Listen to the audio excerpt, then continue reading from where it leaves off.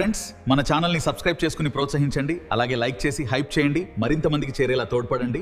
మీ సహకారం ఎల్లప్పుడూ ఉంటుందని ఆశిస్తున్నాం. ఫ్రెండ్స్, భావ వ్యక్తీకరణ కోసం భాష పుట్టింది.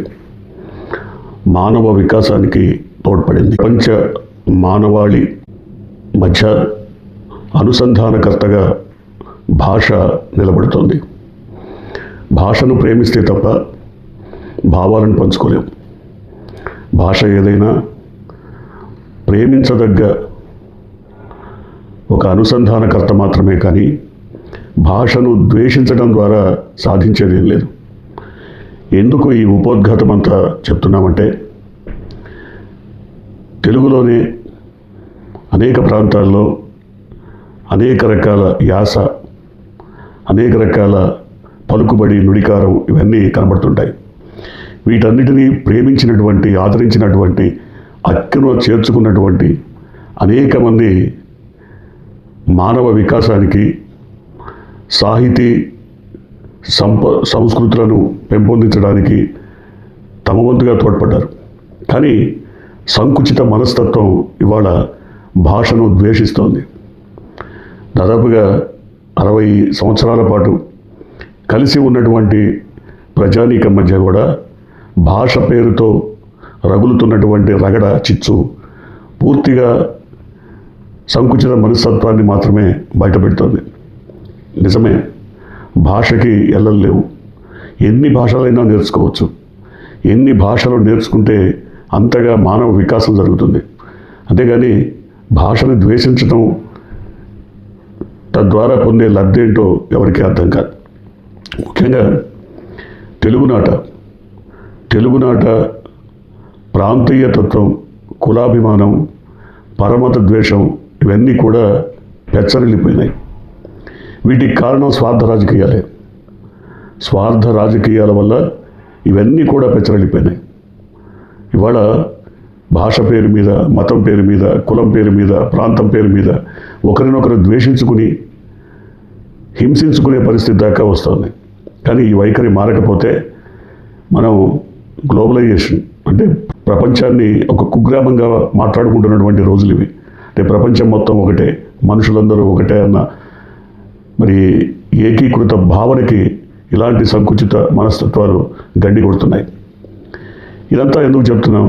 తెలంగాణ ప్రాంతానికి సంబంధించినటువంటి ఔత్సాహికులైనటువంటి యువ కళాకారులు, ఆంధ్ర ప్రాంతానికి సంబంధించినటువంటి మరి నిర్మాతలు కానీ, దర్శకులు కానీ వారి అండదండలతో, ప్రోత్సాహంతో ఒక చక్కటి చిత్రాన్ని రూపొందించాలని అనుకున్నారు.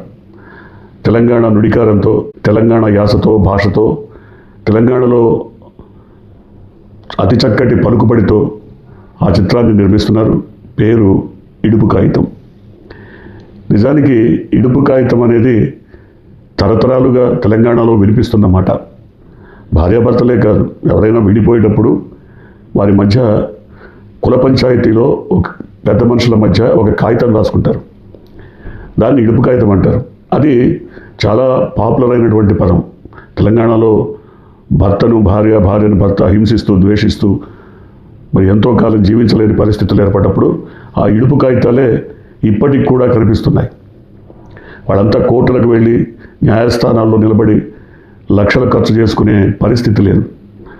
పేదలు, దళితులు, గిరిజనులు, బడుగు బలహీన వర్గాలందరూ ఇప్పటికి కూడా కుల పంచాయతీలు, స్థానికంగా ఉంటే పంచాయతీ పెద్దల మరి తీర్పులపైనే వారి జీవితాలు ఆధారపడి ఉన్నాయి.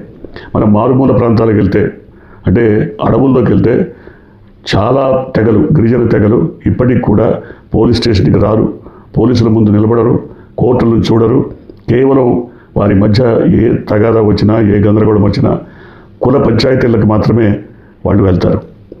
అక్కడ ఒక కాగితం రాసుకుంటారు, ఇడుపు కాగితం అని. అంటే ఇద్దరి మధ్య ఈ రోజు నుంచి ఏ రకమైనటువంటి మానసిక, శారీరక, ఆర్థిక సంబంధాలు ఉండవని తెంచేసుకుంటారు. దాన్ని ఇడుపు కాగితం అంటారు.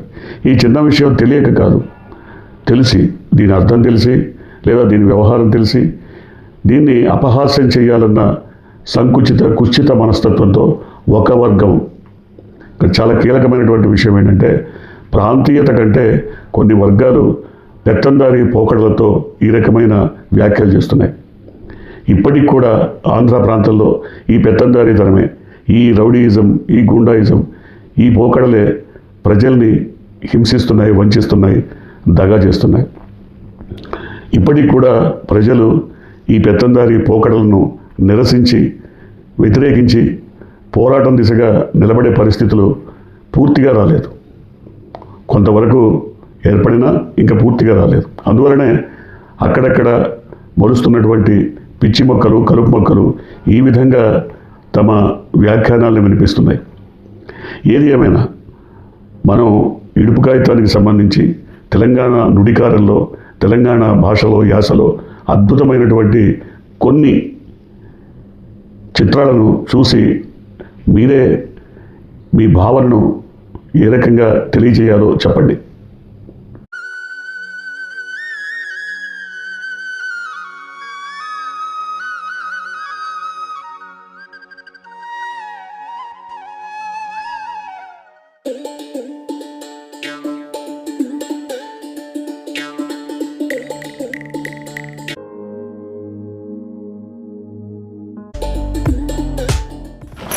ఓ బుక్ అయితే చల్లబడ్డా. ఇక ఏ ఆలన్నా కానీ నిన్నని నా ఎండని ఉన్నావా ఇట్లా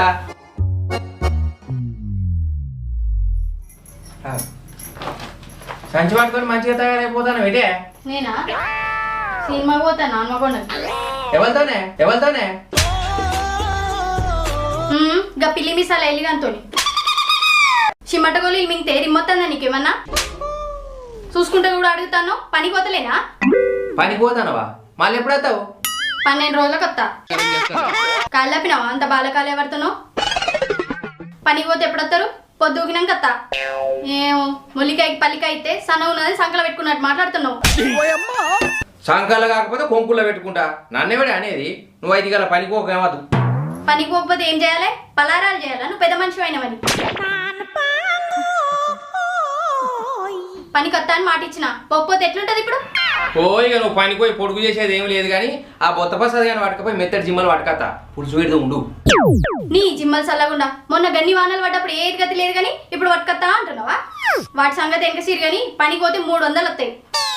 నీగా 300గా ముడతానమైందే. ఇవాళ రేపు కమ్మలు అమ్మకుండా జిమ్మలు రా వెరికేనా? ఎందుకు అవి బోగర్ కమ్మలా? తెలివి చూపిస్తానా అనుకుంటానో కానీ కమిలిపోతే మూతి కొడితే ఏమనుకుంటానో. నా మాట దాన్ని పోతివా అట్లకెళ్ళి అటే పోనీ అవగారింటికి. మళ్ళీ ఇట్లా నా ఆకిల్ దొక్కేవు. చెప్పులేసుకొని వస్తుంది. ఈ అవ్వ మోసే పెట్టి గుత్తే ముఖం బరికి మోకాల మీద పడాలి రవుతాం చెప్తాను. నాతోనే కారణం పడతానమేందే? నువ్వు ఇట్లా పనికే పోవాలే. నీకు ఇడుపోయేది వేయకపోతే దేనికంటే దానికా? ఏ నీ కుక్క ముఖంలో నిమ్మకాయ తొక్కు. నాకు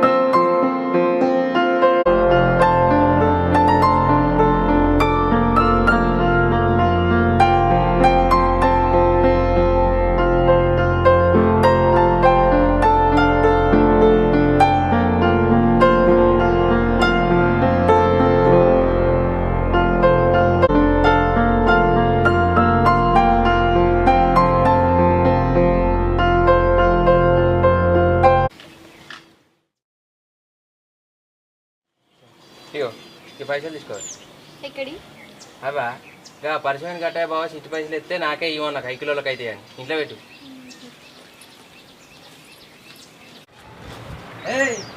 అయిందానే జల్ది నడువు, 5 కిలోలు తయారు కావచ్చు. ఎప్పుడు నడవాకే రానే పడుతుంది. ఏమిటి కాగా అంతే కదా తీసుకొని వస్తాయి.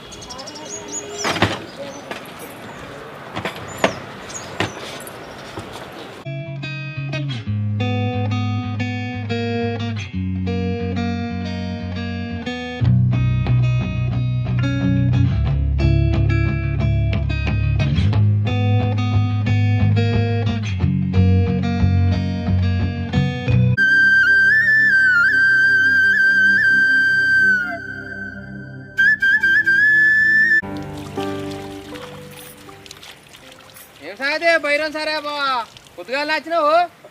ఏం లేదురా, ట్రాక్టర్ వస్తా అన్నది ఇంకా రాలే, దానికోసమే చూస్తానా. ఈ లేకిడోరికి ఏడు ముచ్చట దొరికితే చాలు ఆనే మూతులు చెప్తాడు. ఏయ్ నడు ఇవ ముంగట పోయి ఇసిరి ఇసిరి చేసినట్టే అత్తనబా. ఏమో మనోళ్ళని నమ్ముకుంటే మంచిగానే బుద్ధి చెప్పిరిది.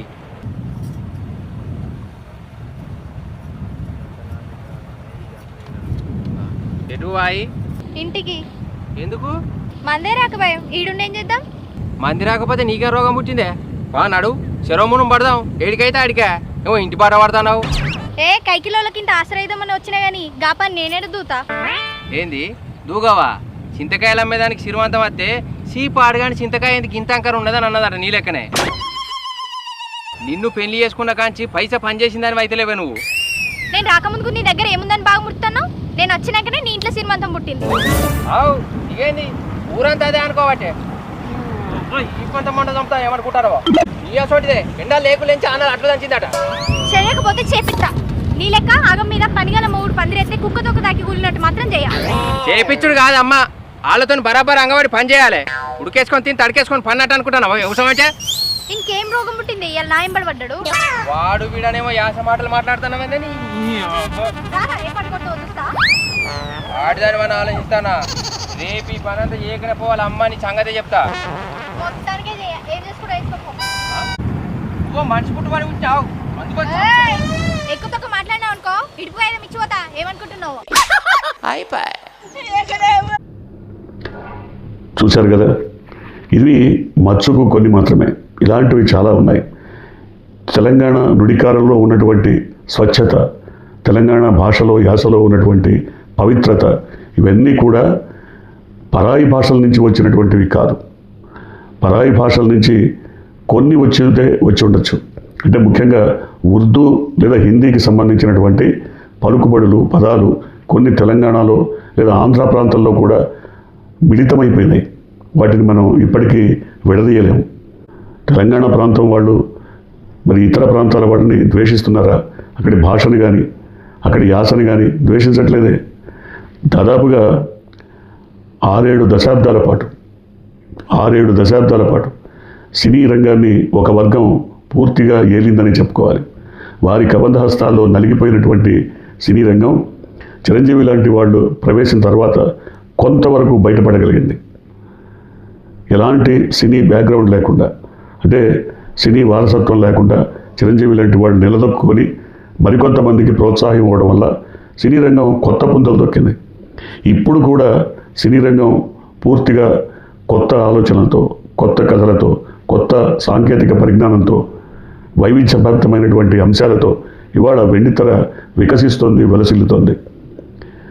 ముఖ్యంగా ఆంధ్ర తెలంగాణ విడిపోయిన తర్వాత తెలంగాణ ప్రాంతంలో చిత్ర పరిశ్రమ బలంగానే వేళ్ళూనుకుంటున్నది, బలమైనటువంటి పునాదులు వేసుకుంటున్నది.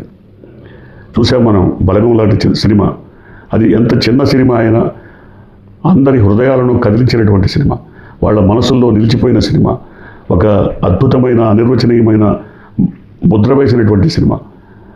అలాంటి సినిమాలను తెలంగాణలో నిర్మించడానికి ఉత్సాహవంతులైనటువంటి యువకులు ముందుకు వచ్చినప్పుడు వాళ్ళని ఆశీర్వదించి ప్రోత్సహించాలే కానీ సంకుచిత మనస్తత్వంతో, కుచిత భావనతో, ప్రాంతీయ విద్వేషాలతో భాషపైన ద్వేషం కక్కడం ఎంతవరకు సమంజసం? ఇప్పటికైనా సరే అది ఏ భాష అయినా, పరభాష అయినా సరే మన భాష కాకపోయినా దాన్ని ప్రేమించాలి తప్ప ద్వేషించాల్సినటువంటి అవసరం ఎప్పుడు కనపడదు. మనం ఆంగ్ల భాష నేర్చుకుంటున్నాం, హిందీ నేర్చుకుంటున్నాం, ప్రపంచ దేశాల్లోని అనేక భాషలను కూడా అనర్గళంగా మాట్లాడగలిగిన శక్తి సంపన్నులుగా మారిపోయాం. అటువంటి స్థితిలో మనకి మన భాషను మనం ప్రేమించుకోలేని, మన యాసను ఆదరించలేని, మన ఘోషను పట్టించుకోలేని ఒక హింసోన్మాదం, దీన్ని ఎంతకాలం సహిస్తారు? ఒకవేళ తెలంగాణ ప్రాంత ఔత్సాహికుల చిత్రాలను ఇతర ప్రాంతాల్లో కనుక ద్వేషిస్తే, నిలిపేస్తే, ఒకవేళ చూడకుండా చేస్తే ఇతర ప్రాంతాల చిత్రాలను కూడా తెలంగాణ ప్రజానీకం వ్యతిరేకిస్తుంది, వెనక్కి పంపుతుంది. అంతిమంగా ఒక మాట చెప్పుకోవాలి. ఎక్కడో మద్రాసులో ఉన్నటువంటి సినీ పరిశ్రమను తెలంగాణ ప్రాంత రాజధాని హైదరాబాద్కి తీసుకురావడానికి ఆనాటి తెలంగాణ ప్రాంత ముఖ్యమంత్రి చెన్నారెడ్డి బీజం వేశారు. మరి చెన్నారెడ్డి ఉచితంగా స్థలాలు ఇవ్వడానికి లేదా తక్కువ ధరతో స్థలాలు ఇవ్వడానికి, వాళ్ళు కోరుకున్న ప్రాంతంలో ఇవ్వడానికి, వాళ్ళు కోరుకున్నంత స్థలం ఇవ్వడానికి ముందుకొచ్చారు. మొత్తం సినీ పరిశ్రమ మొత్తం కూడా మద్రాసు నుంచి హైదరాబాద్ రావడానికి తన వంతు కృషి చేశారు. వెంకటరావు గారిని మిగతా పరిశ్రమలో ప్రోత్సహించిన అనేక మంది ముఖ్యమంత్రులు తెలంగాణ ప్రాంతం వాళ్ళే. అయితే ఇవాళ ఒకవేళ సినీ పరిశ్రమ ఆంధ్ర ప్రాంతానికి తరలిపోవాలని అనుకుంటే అది వాళ్ళ ఇష్టం, ఎవరు ఆపలేరు, ఎవరు వద్దన్నారు. కానీ అది అసాధ్యమని దాదాపుగా తేలిపోయింది. అనేక రకాల వనరులు, అనేక రకాలుగా వాళ్ళకున్నటువంటి ఆస్తులు అన్నీ హైదరాబాద్లోనే ఉన్నాయి. అందువల్ల వీటన్నిటినీ ఇక్కడ వదిలేసి ఎక్కడికో తట్టాబుట్టా సర్దుకుని వెళ్ళిపోయే పరిస్థితి ఉండకూడదు, ఉండదు. తెలంగాణ ప్రాంత ప్రజానీకం కూడా సామరస్యంతో, సహనంతో, ఓర్పుతో అన్ని వర్గాలను, అన్ని ప్రాంతాల వారిని సమాదరించి హక్కును చేర్చుకొని సహోదరులుగా భావిస్తున్నటువంటి తీరుని మరొక్కసారి గుర్తు చేసుకోవాలి. ఏది ఏమైనా భాషను ద్వేషించే కిరాతక మనస్తత్వం, కుస్థిత మనస్తత్వం ఇక్కడి నుంచైనా వదులుకోవాలి. అంతిమంగా 1-2 తెలంగాణ జానపదాలను విని ఆనందిద్దాం. దారి పొంటత్తుండు దవ్వ దవ్వత్తుండు దారిద్దునా ఓనిద్దునా జోరు మీదత్తుండు కారు మీదత్తుండు తోలెత్తునా పోని మూకుందునా దారి పొంటత్తుండు రానిద్దునా దవ్వ పొంటత్తుండు ఓనిద్దునా నాయనక నాయనక నాయనక నాయనక నాయనక పడుతుండు నా ముందటుంటుండు సందిద్దునా వద్ద వందిద్దునా ఇనుకుంట పోతాండు అనుకుంటా వస్తాండు బందైదునా బంధమై చూపనా గాలి గలిజెత్తుండు గంధమై కూసుండు గాలిద్దునా ఆహా గాలి గలిజెత్తుండు గంధమై కూసుండు గాలిద్దునా ఇన్ని గోలిద్దునా రాయపోయంటుండు రౌసు పెట్టుకుంటుండు రమ్మందునా విన్ని వమ్మందునా గాలి గలిజెత్తుండు గరమైదునా సోయి లేకంటుండు సందిద్దునా గాలి గలి గాలి గలి గాలి గలి గాలి గలి గాలి గలిజెత్తుండు గడుసుదాన్నంటుండు తలదించడే తరమైదలే సోయి లేకంటుండు సోపదైతుంటుండు సోయున్నదో విన్ని సోకున్నదో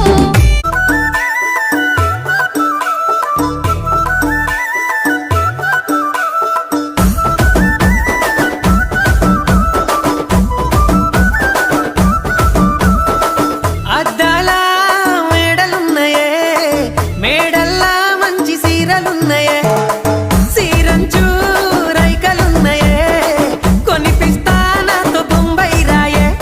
రాను నే రాను రాను బొంబాయికి రాను రాను బొంబాయికి రాను రాను బొంబాయికి రాను రాను బొంబాయికి రాను రాయ రాయ పిల్ల రంగుల రాట్నం ఎక్కించి జాతరంతా చూపిస్తా. రాను రాను పొలగా రంగుల రాట్నం ఎక్కించి నన్నాగం జతబడతా అందుకే రాను ఆనాడే మన్నంటినా తిరుపతి నిన్ని నాడే మన్నంటినా తిరుపతి ఆనాడే మన్నంటినా తిరుపతి నిన్ని నాడే మన్నంటినా తిరుపతి నా మనసు మీద మన్ను నా మనసు మీద మన్ను మరి సెట్ల ఉందు నిన్ను నిన్న నాడే మన్నంటినా తిరుపతి నిన్ని నాడే మన్నంటినా తిరుపతి